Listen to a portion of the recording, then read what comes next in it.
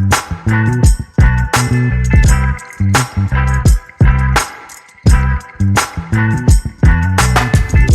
you're listening to the Vital Moments podcast, and if you're watching YouTube, Ron's excited, pointing at you. Woo! On the other side. Easy there, Ric Flair from WWE. Is that who that is? Yeah, Ric Flair does the woo. But it is awesome to be together again. Whether you're listening to this or watching this on YouTube, it's just great to be together. We're doing a wrap up from our Sunday morning conversation this past Sunday at Vitalpoint Church. And we talked about bold value. Value is a very interesting thing. And as we were getting ready for our online gathering, I told you this. The value is an interesting thing, because when I thought about it, when my wife and I got married, we decided to put values into our home of who we are as husband and wife, trying to honor God with value. And then when I was thinking about the church, churches usually have values. They put them on their websites and they do series around them. But it was interesting for me this year with the boldly dependent theme that we've got going on in this series. We're attaching a huge value or an intentional value to the theme of boldly dependent, where the value is creating room for people of all different stages of understanding life, faith, Jesus, and church, creating room. So that means we're not going to be just so narrow-sighted on I'm just going to stick to me, myself, and I. It is creating room for people of all different stages. I thought that was huge. Yeah.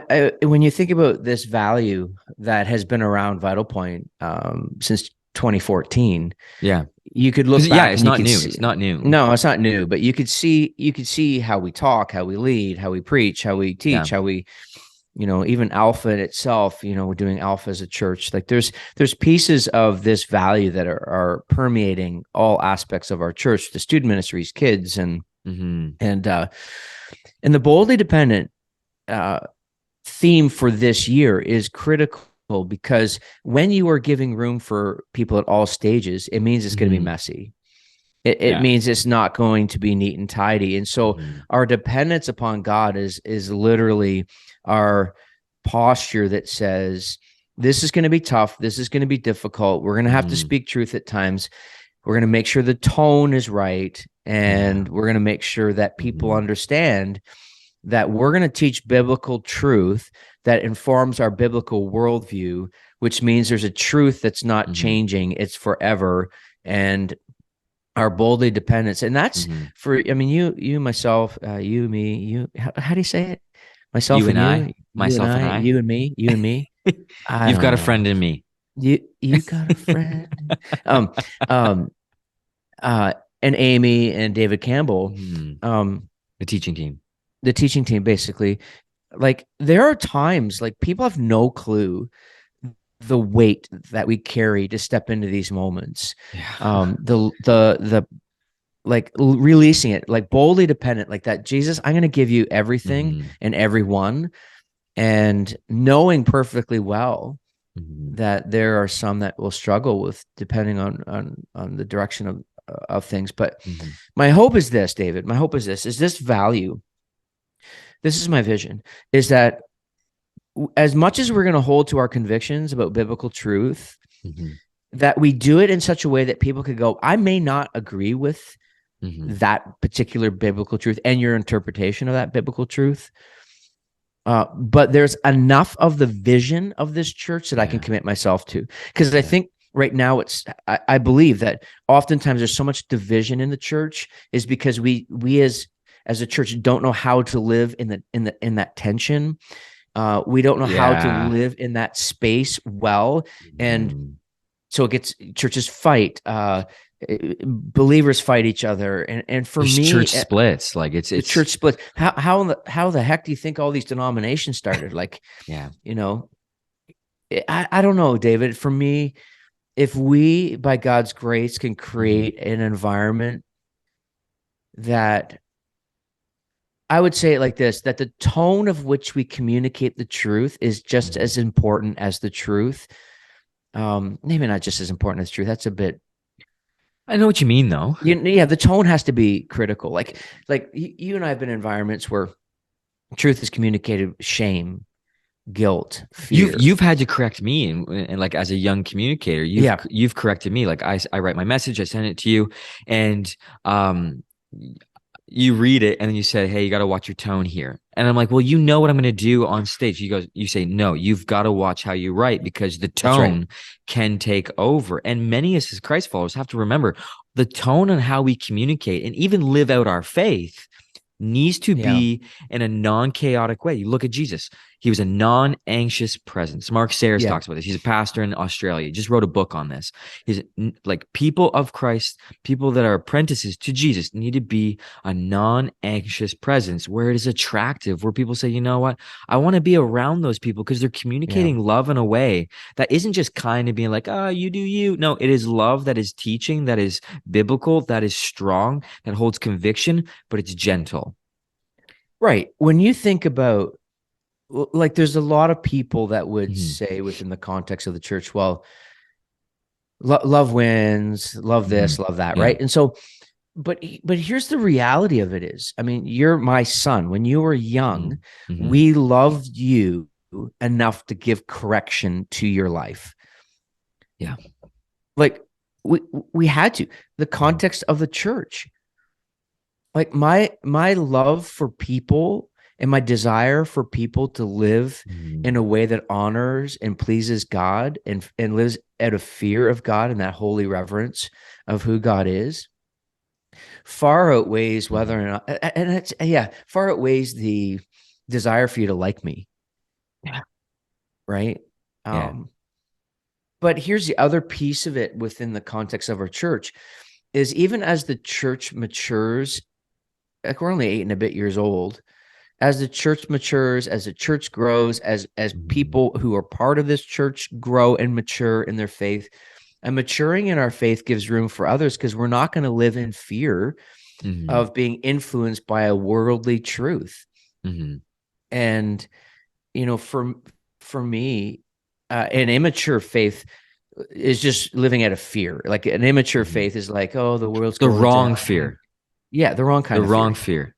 Yeah, Yeah. yeah. And for me, it's like, um, how can we create a church that someone can come in and hold to a different view on human sexuality than our understanding of biblical understanding of sexuality? Like, even it's funny with that First Thessalonians passage I read. I don't know if I said it on the video or Yeah, you the did. teaching.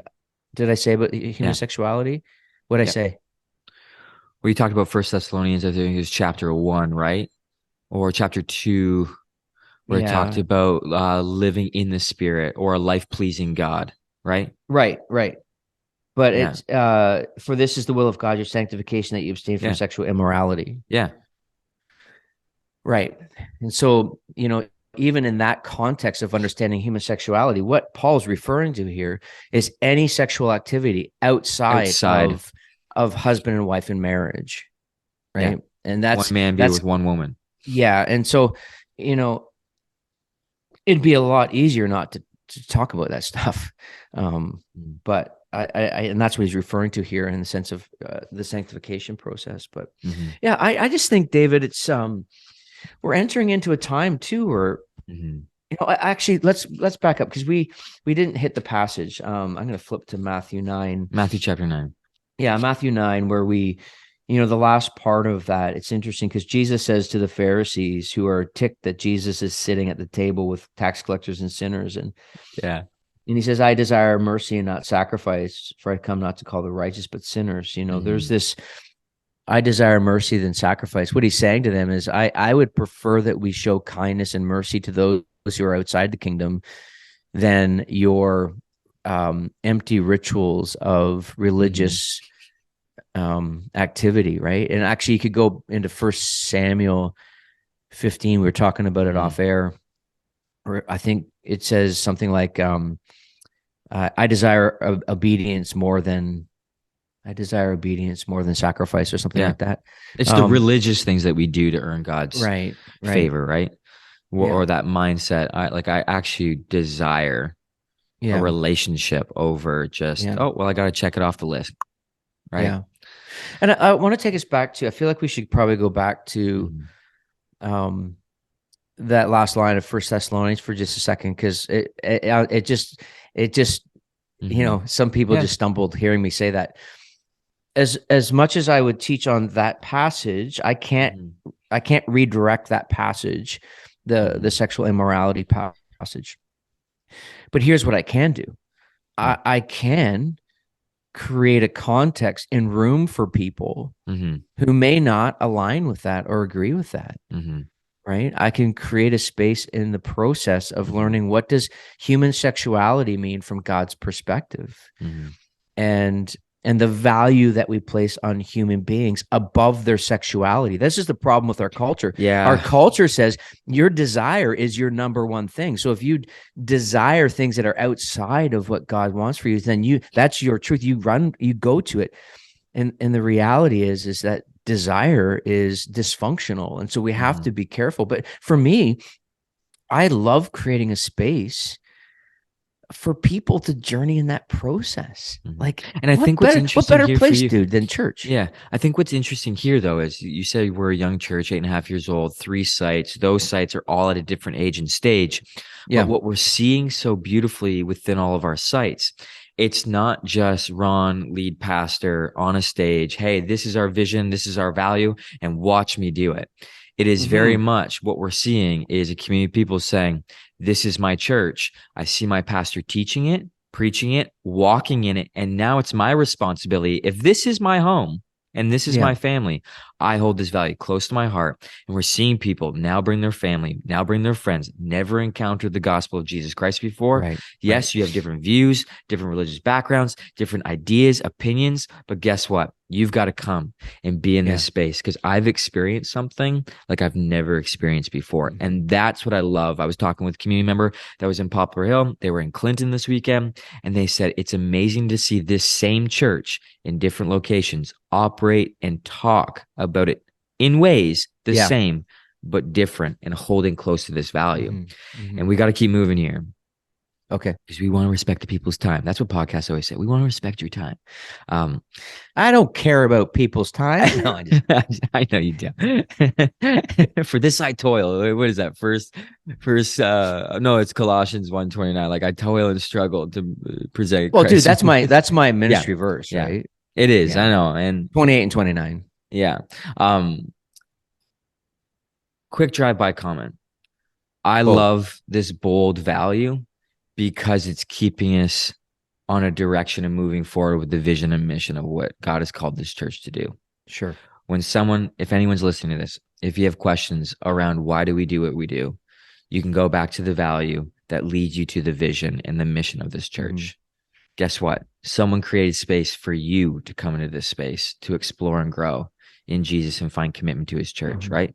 That's what Mm-hmm. I love about this church moving forward with that. It's a Yeah. drive-by comment, but it really does keep us on a direction of why are we doing this? What are we doing?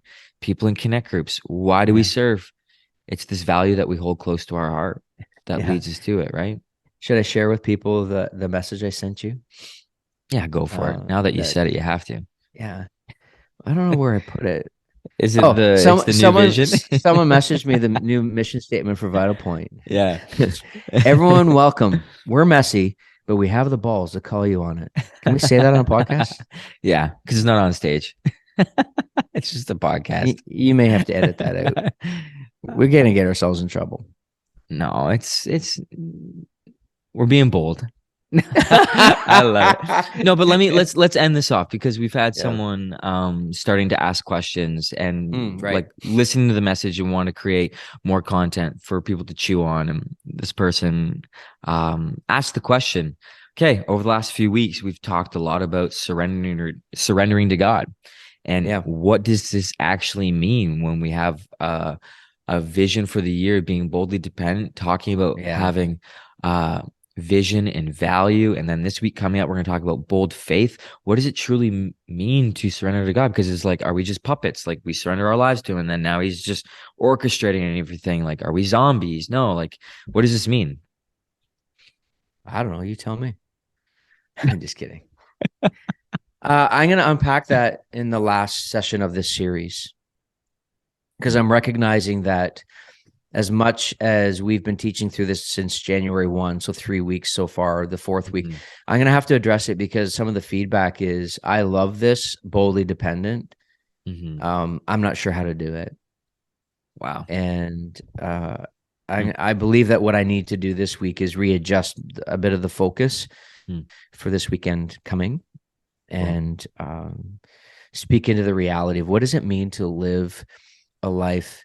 See, I think the boldly dependent is the courage and the faith it takes to live outside of the cultural norm of Hmm. what we depend upon. And I think there's a piece of it that we've created lives that are dependent upon ourselves, and we have Hmm. to release that control and surrender. And that's a daily thing, David. That's Hmm. like that daily get up in the morning. Jesus, I Yeah. give you everything and everyone today. It's that Hmm. benevolent detachment where it's not that you don't care, but it's the release, it's the joyfully Hmm. releasing everything to Jesus, and I'm going to Hmm. depend upon him. And I think when you look at the scriptures, and I believe I say I think, but I believe when you look at the scriptures, every aspect of what God was doing from start to finish is the story of people's dependence upon it. And actually, you can actually build a full case around Yeah. those who stopped depending on him. They Oh, did what was right in their own eyes, right? And so they yeah. walked away from Hmm. the fear of God. Go So through First Kings. You just see all the kings listed, and they I did what know. was evil in the eyes of the Lord, and it's crazy. So I think that's a good cliffhanger for coming up this weekend. What does it mean to fully Yeah. surrender? Yeah. That can be, Yeah. Yeah. yeah, Sorry, Dave. Let me just, I just feel like I need to couch something here yeah. because we touched on some topics that our people are going to be like reeling from in this podcast, Mm-hmm. with the Yeah. topic of human sexuality. And we understand the complexity of the conversation, David, and you and I talk about it all the time. And we talk about how can we create a context of grace and understanding and conversation. And so please, if you're kind of if your equilibrium has been Mm-hmm. kind of shaken up a little bit, it's Mm-hmm. okay. Yeah. We'll get through this. Okay. I feel Love like it. I should say that Okay. for some. No, it's a good thing to say. Yeah, what a great weekend it's been. What a great series. And if you're listening, we're just so grateful for who you are. And we're really hoping and praying that more people, as they listen to this, it's this wrestling factor. For me, I get to host this and be on this, but I find myself rewatching and wrestling with this conversation because I'm part of a connect group that goes through these things. And Mm-hmm. it's a lot of young professionals in the group that are wrestling with what does it mean to truly follow God in a 21st century like it is? Have I been fully dependent on who God is, or am I trusting on myself and depending on myself? So, if you are listening to this, you're not alone.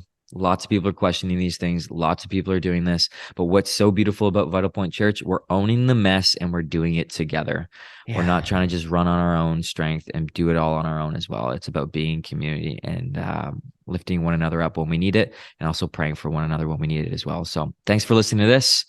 Ron, have a great week. And everyone listening, Thanks. peace out. Peace.